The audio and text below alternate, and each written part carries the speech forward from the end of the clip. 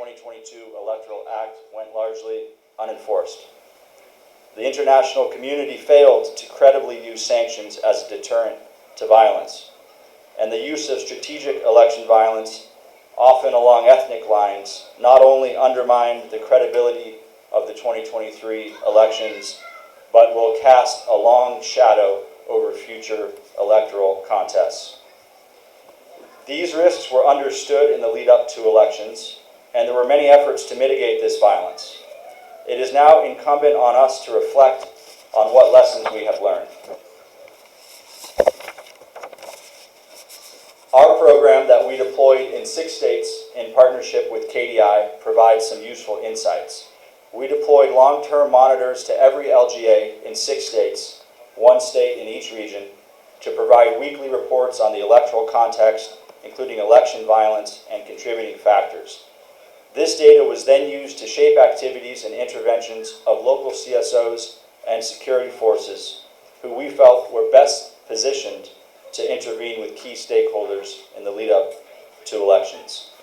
In the spirit of learning, I will briefly note a few things that this program and this data gathered has taught us about election violence that will be explored in more depth later. First, we found convincing evidence that LGAs with larger security force presence tended to have significantly less violence. While perhaps logical, it confirms that security forces play a positive mitigating role and underscores the importance of prioritizing where and how many security forces are deployed. Second, on the issue of vote buying, we had hoped to see that more education on vote buying would reduce reports of vote buying. However, the data we gathered shows no apparent relationship, suggesting that education alone is insufficient to change the incentives that drive vote buying. Third, when we analyzed factors that appeared in LGAs which were at first peaceful but later became violent, we identified some significant early warning indicators. These factors included inadequate security force presence, recruiting of political thugs, and government restrictions on campaigning.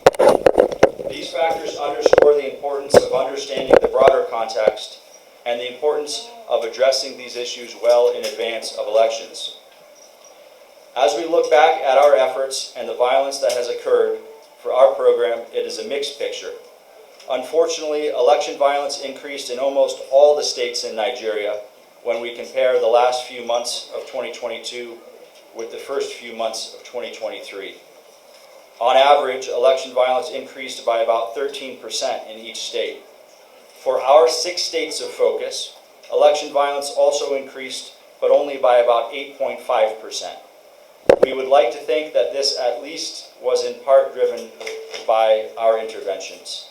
Kaduna in particular is a state that many feared would experience significant election violence, yet defied expectations and saw no significant increase from 2022 to 2023.